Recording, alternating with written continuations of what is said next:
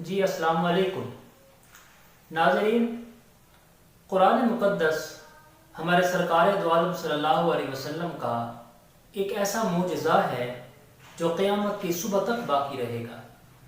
यही वो कुरान है कि जिसने हज़रत उमर रज़ी अल्लाह तआला अन्हु के दिल की दुनिया को उस वक़्त बदल दिया था जब वो सरकार दो आलम सल्लल्लाहु अलैहि वसल्लम को कत्ल करने की नीयत और इरादे से जा रहे थे। और ये कुरान ना जाने कितने ही लोगों को हिदायत का रास्ता दिखाता रहेगा। इसकी एक मिसाल आए इस वीडियो में देखते हैं कि जब एक अमेरिकन लड़की को एक मुस्लिम नौजवान ने कुरान मजीद सुनने का चैलेंज किया। उसने इस चैलेंज को एक्सेप्ट तो कर लिया, लेकिन चैलेंज कबूल करने के बाद और कुरान सुनने के बाद क्या हुआ, आए देखते हैं इस वीडियो में मिलकर और अपना ईमान ताज़ा करते हैं। باختصار اذا انتم جداد واول مره عم تشوفوني اشتركوا بالقناه وفعلوا الجرس، خلينا نوصل للمليون مشترك باقرب وقت.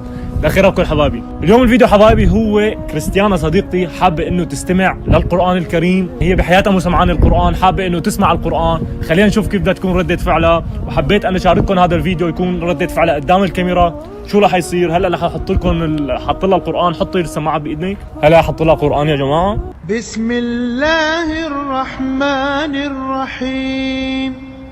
الله لا إله إلا هو الحي القيوم لا تأخذه سنة ولا نوم له ما في السماوات وما في الأرض من ذا الذي يشفع عنده إلا بإذنه يعلم ما بين أيديهم وما خلفهم ولا يحيطون بشيء من علمه إلا بما شاء. يا جماعه عم تبكي لانه عم تسمع القران.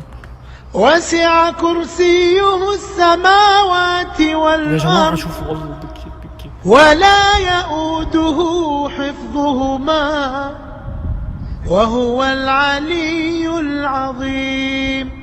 لا إكراه في الدين قد تبين الرشد من الغي فمن يكفر بالطاغوت ويؤمن بالله فقد استمسك بالعروة الوثقى لا انفصام لها والله سميع عليم.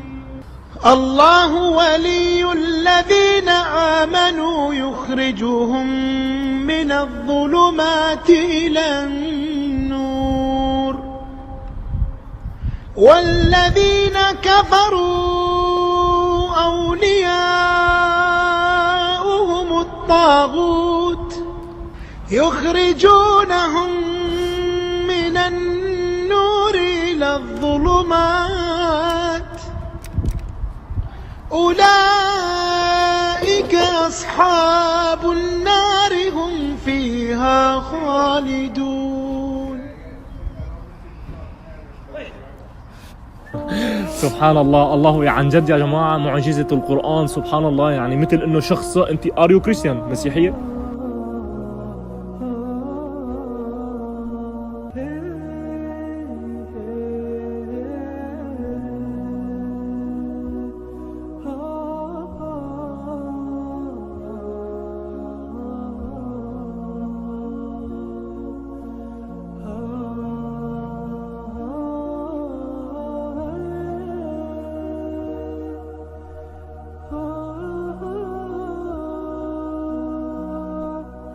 Okay, let's do it. Bismillah. Yeah.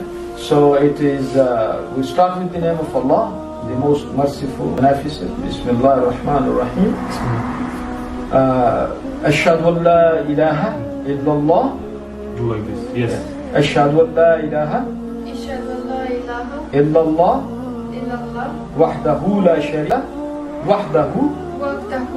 sharika la sharika la. Washhadu anna محمدا عبده ورسوله.